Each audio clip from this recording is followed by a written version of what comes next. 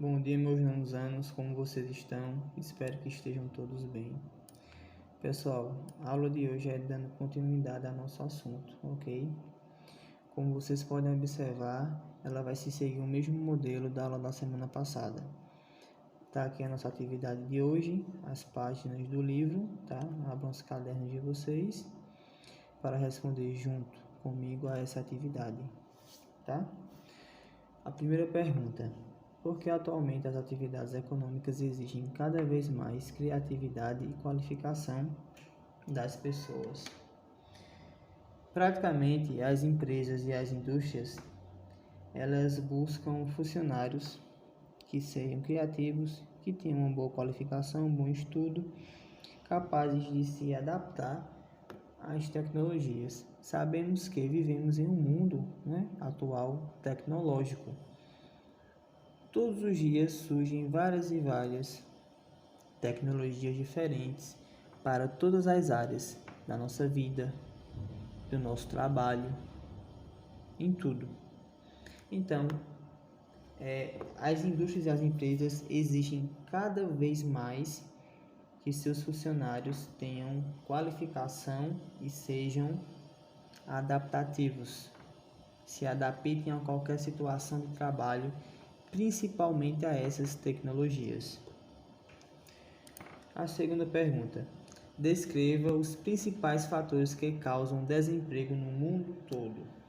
Bom, pessoal, um dos principais fatores que causam o desemprego no mundo todo é a qualificação do trabalho. Ou seja, se desde a Revolução Industrial as máquinas elas tomaram o lugar das pessoas,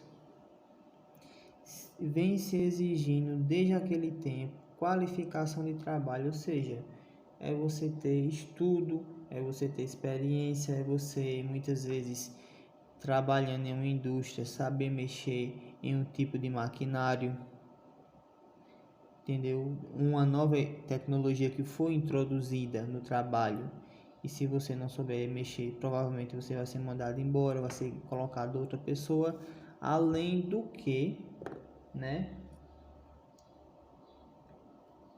nessas indústrias o homem também ele é substituído por máquinas. Porém, detalhe importante, tem que existir pessoas qualificadas para fazer a manutenção e mexer nessas máquinas. Então, o principal fator de desemprego no mundo todo é a qualificação profissional, o estudo. Isso interfere muito nas pessoas em conseguir emprego.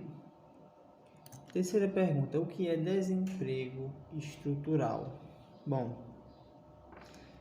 ele é causado pela modernização do trabalho.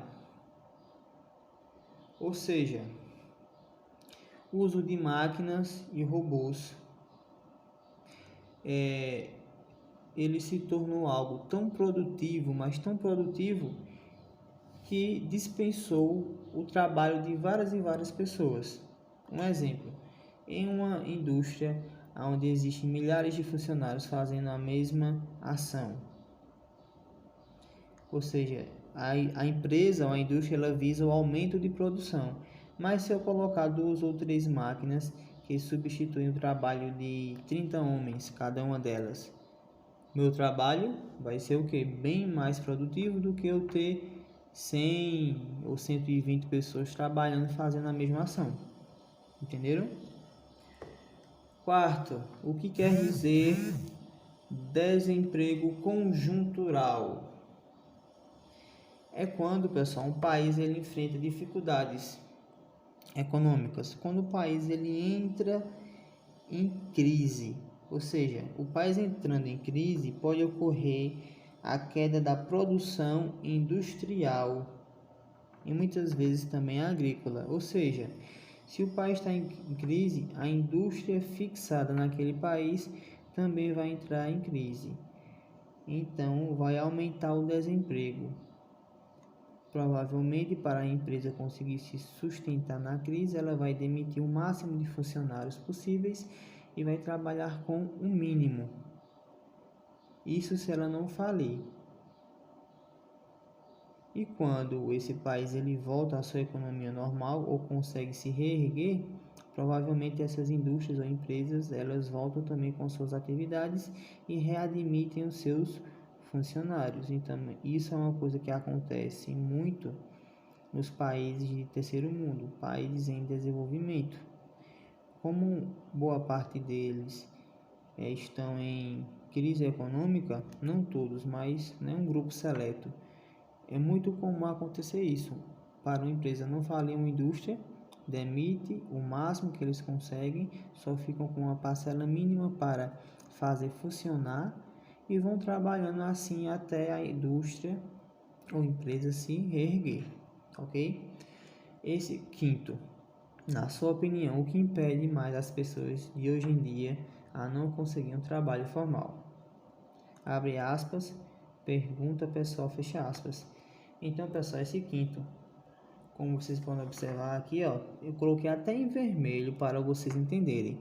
Isso aqui é uma pergunta pessoal, ou seja, eu não posso dar opinião, vocês vão dar a opinião de vocês, tá?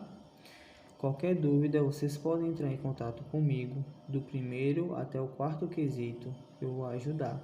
Esse quinto é uma opinião de vocês. Escrevam, pensem direito para poder responder esse quinto, tá?